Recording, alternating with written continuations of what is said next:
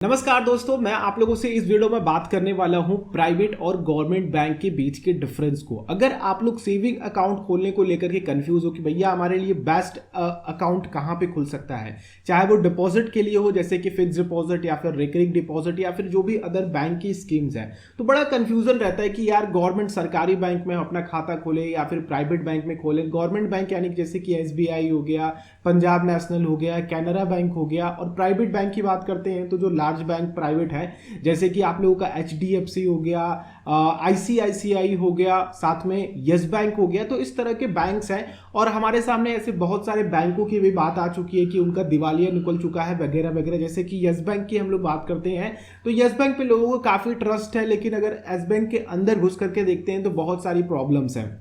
तो ऐसी बहुत सारी चीजें हैं जो प्राइवेट बैंक के साथ साथ गवर्नमेंट बैंक्स पे भी होती हैं। तो आखिर हमें किन चीजों का ध्यान रख करके अगर आप लोग बैंकिंग में जा रहे हो एज अ एम्प्लॉय या फिर एज अ इन्वेस्टर, चाहे आप लोग स्टॉक में इन्वेस्ट कर रहे हो या फिर बैंक की फिक्स डिपॉजिट रिकरिंग डिपॉजिट में, तो आप लोगों के लिए बेस्ट क्या हो सकता है, कौन सा सेक्टर, पब्लिक सेक्टर वाला या फिर प्राइवेट सेक्टर के बैंक हो सकते हैं। तो वीडियो अच्छी लगेगी तो क्या करना है, लाइक कीजिएगा और जो भी क्वेश्चंस आए नीचे कमेंट करके आप लोग पूछ सकते हैं। ठीक है, मैं आप लोगों की जरूर रिप्लाई करूंगा और पूरी कोशिश करूंगा कि आप लोगों से मैं बात कर सकूं।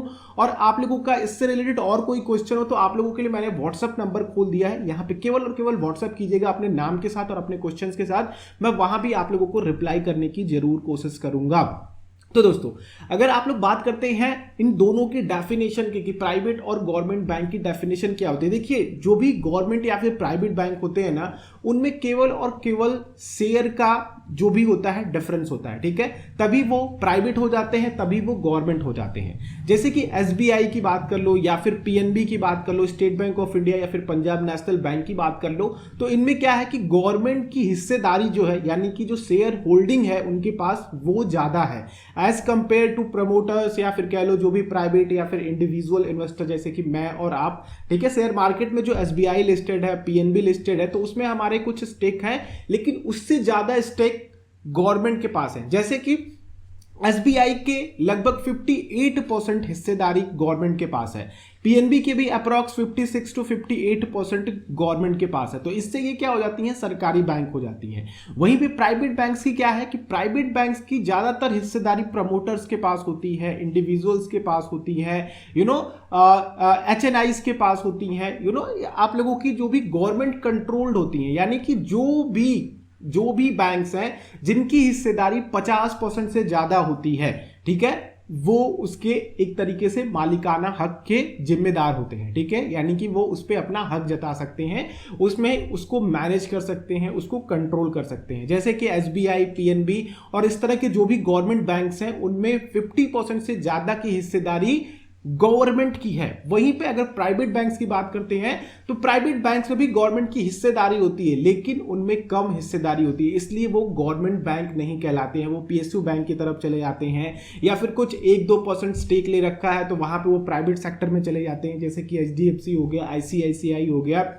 तो इस तरह के जो बैंक्स हैं ये प्राइवेट सेक्टर में आते हैं। अब बात करते हैं फाइनेंशियल स्टेबिलिटी की। इससे आप लोगों को पता चल पाएगा कि आखिर अगर आप लोग एज अ इन्वेस्टर देख रहे हो, जैसे कि आप लोग FD कराना चाहते हो या फिर उसमें सेविंग अकाउंट खोलना चाहते हो, तो आप लोगों के लिए क्या रहेगा। तो ये इसके आगे वाली चीजें जो है ये आप लोगों के लिए काफी इंपॉर्टेंट है।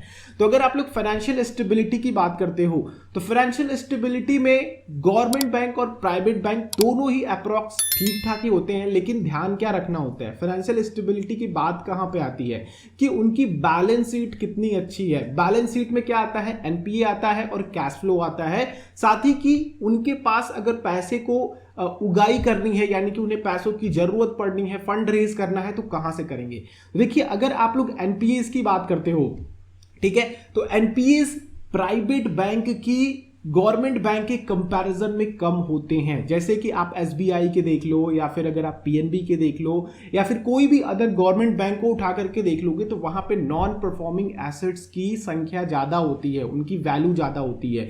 इसका एक रीजन है, यहां पे इसका रीजन ये है कि गवर्नमेंट अलग अलग तरीके की स्कीम लेकर के आती है। ठीक है, जिसमें क्या होता है कि गवर्नमेंट को छूट कर देती है, ऐसे ऐसे लोगों को लोन्स बांटती है जिसमें कि उनको रिटर्न मिलने की यानी कि वहां से उनसे पैसे आने की उम्मीद जो है वो बहुत कम होती है, जैसे कि किसान हो गए, मजदूर हो गए, तो ये क्या होते हैं कि ये डेली बेसिस पे काम करते हैं। अगर इनको काम मिल रहा है तो फिर लोन चुकाते हैं, वरना ये लोन नहीं चुका पाते हैं। इस तरह से क्या होता है कि धीरे धीरे धीरे धीरे एक बड़ा अमाउंट एनपीए के रूप में इनके पास क्रिएट हो जाता है। प्लस गवर्नमेंट बैंक्स में क्या होती है ना कि जो भी स्टील कंपनीज हैं या फिर जो भी गवर्नमेंट स्कीम के अंतर्गत जो भी छोटी मोटी माइक्रो कंपनीज आ रही हैं, एमएसएमई आ रही हैं, तो उसके अंतर्गत लोन्स बांटती हैं। और बैंक्स जो है ना वो गवर्नमेंट जो भी गवर्नमेंट है वो गवर्नमेंट बैंक को यानी कि पब्लिक सेक्टर बैंक को ही फोकस करती है कि भैया तुम्हें मेरी बात माननी पड़ेगी क्योंकि हमारे पास 50% से ज्यादा स्टेक है आपका। तो इससे होता क्या है कि बैंक्स भी, जो भी गवर्नमेंट बैंक्स जैसे कि एसबीआई, पीएनबी या फिर बड़ौदा, इस तरह की जो भी बैंक्स हैं, ये मजबूर होती हैं कि इस तरह के लोन्स बांटे जा सके एमएसएमई को। होता क्या है कि बहुत सारे बिजनेसेस चलते हैं, बहुत सारे बिजनेसेस नहीं चलते हैं, तो इसकी वजह से बैंक्स में एनपीए बढ़ जाता है पब्लिक सेक्टर यानी कि गवर्नमेंट बैंक में। वहीं पे प्राइवेट सेक्टर बैंक में क्या है कि प्राइवेट सेक्टर बैंक को ज्यादातर प्रमोटर्स या फिर कह लो कि जो इंडिविजुअल इन्वेस्टर्स होते हैं उनके पास स्टेक होता है। इसलिए क्या होता है कि प्राइवेटली मैनेज्ड होते हैं, इनके एनपीएस कम होते हैं क्योंकि ये ज्यादातर स्कीम्स जो होती हैं गवर्नमेंट की वो अपने पास नहीं लेती हैं, ठीक है, ये अपने ऊपर पूरा रखती हैं और लोन भी काफी अच्छे से वसूल लेती हैं ये।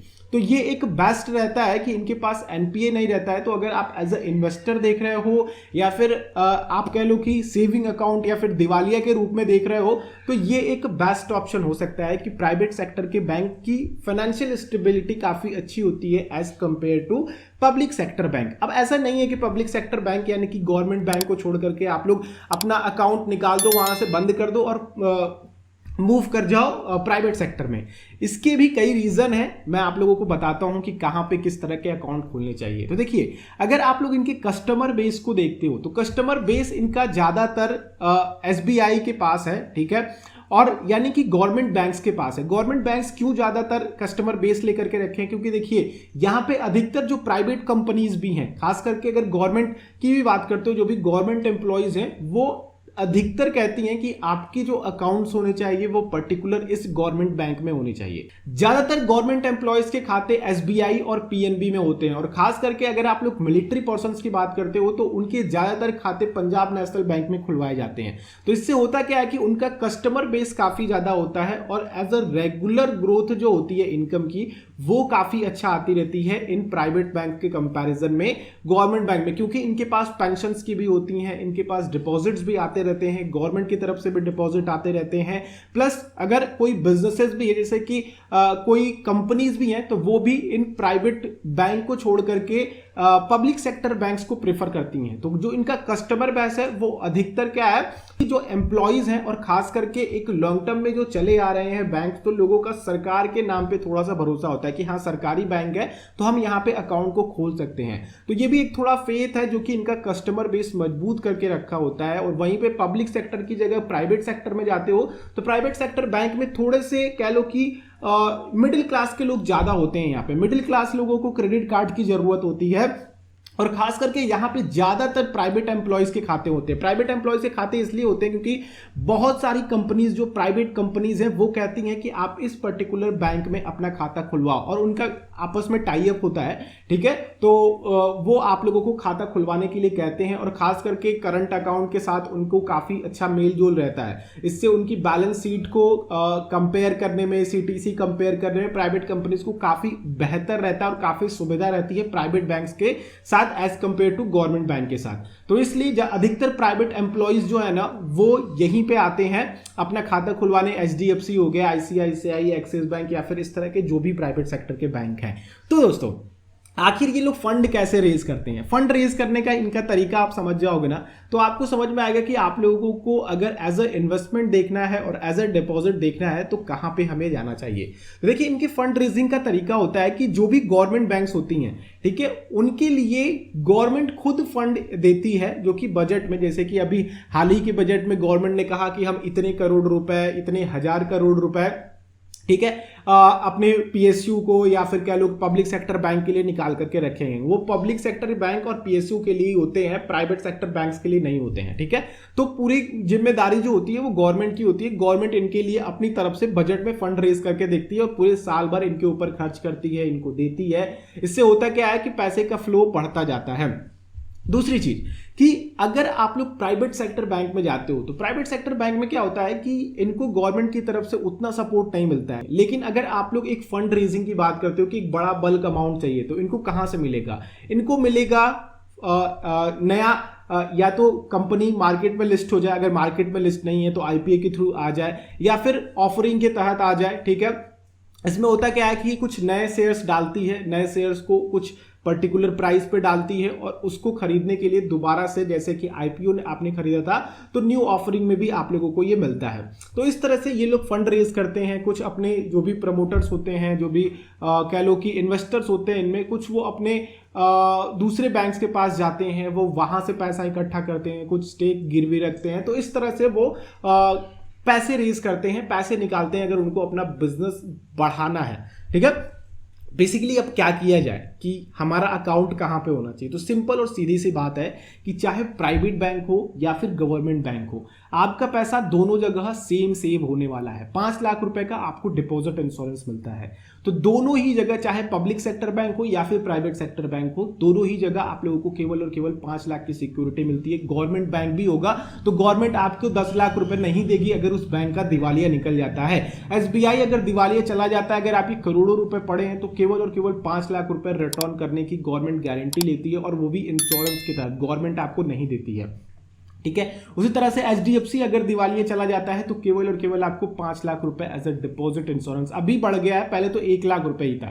ठीक है, तो ये चीजें आप ध्यान में रख करके लेना। और सरकारी और प्राइवेट का जो आपके दिमाग में फंसा हुआ है ना कि भैया हमारा यहां पे अकाउंट होगा तो ज्यादा सिक्योरिटी रहेगी या फिर ऐसा वैसा, खास करके अगर एनपीए है, एनपीए किसी भी बैंक में ज्यादा है तो आपका पैसा कहीं भी सेफ नहीं है। ध्यान रखिएगा, चाहे वो प्राइवेट बैंक हो चाहे गवर्नमेंट बैंक हो। नॉन परफॉर्मिंग एसेट्स क्या होते हैं? जैसा कि मैंने आपको बताया, कोई लोन ले लेता है और उन लोन को चुका नहीं पाता है तो एक तरीके से उनके ऊपर एक भार होता है। ठीक है, तो वो एनपीए बढ़ता जाता है। तो ये काफी बुरी चीज है किसी भी बैंक के लिए, क्योंकि अगर आपने किसी को 100 रुपए दिए और 100 रुपए की जगह वो केवल और केवल 20 रुपए आपको लौटा रहा है तो 80 रुपए का आपको नुकसान हुआ। ठीक है, तो वो एनपीए आपके ऊपर पड़ जाता है। भले ही सामने वाले को आप डरा धमका करके 100 रुपए ले लो, लेकिन वो बैंक की जिम्मेदारी होती है। गवर्नमेंट बैंक इस चीज को ज्यादा नहीं निभा पाते हैं, जबकि प्राइवेट बैंक इस चीज को ज्यादा प्रेशराइज करके निकाल लेते हैं। नेट इंटरेस्ट मार्जिन भी प्राइवेट बैंक से काफी ज्यादा होते हैं, काफी अच्छे होते हैं। नेट इंटरेस्ट मार्जिन क्या होता है ये भी आप लोग समझ लीजिए, काफी ब्रॉड टॉपिक है, इस पे मैं काफी बड़ी वीडियो बना सकता हूं आप लोगों के लिए। एक छोटे से डिस्क्रिप्शन में समझ लीजिए, जैसे कि कोई भी बैंक आपको कर्ज देता है 8% की ब्याज दर पे, ठीक है, और वो उसको कहीं और इन्वेस्ट करता है या फिर कहीं से भी पैसा कमाता है और वहां से वो 10% का ब्याज कमाता है। ठीक है, या फिर 10% का आरओआई कमाता है, रिटर्न ऑन इन्वेस्टमेंट कमाता है, तो 2% उसकी कमाई हुई, तो ये होता है इंटरेस्ट ऑन मार्जिन। तो ये ज्यादा होता है प्राइवेट बैंक्स में as compare to government bank. तो इस बात को आप ध्यान रखिएगा। बाकी हम लोग इस चीज पे काफी बड़ा डिस्कशन करेंगे किसी और वीडियो में, अगर इसको थोड़ा सा अच्छा रिस्पॉन्स मिलता है तो। बहरहाल अगर हम बात करते हैं कि अगर आपको अकाउंट खोलना है तो दोनों जगह अच्छे अच्छे बैंक्स में अकाउंट खोलिए। और मैं कहूंगा कि अगर आपको एक ही बैंक में बहुत सारा पैसा रखने का शौक है तो उसको थोड़ा सा डिस्ट्रीब्यूट कर दीजिए। बैंक के सेविंग अकाउंट में पैसा रखने का कोई मतलब नहीं है आप लोगों का, उसको इन्वेस्ट करिए, काम पे लगाइए, अलग अलग बैंक्स में डिस्ट्रीब्यूट कर दीजिए। आप लोगों के पास कम से कम 2 अकाउंट तो होने ही चाहिए, जिसमें आप लोगों के एक सैलरी अकाउंट या फिर एक बिजनेस अकाउंट, करंट अकाउंट हो सकता है। जिस भी तरह के अगर बिजनेस है तो करंट अकाउंट जरूरी है।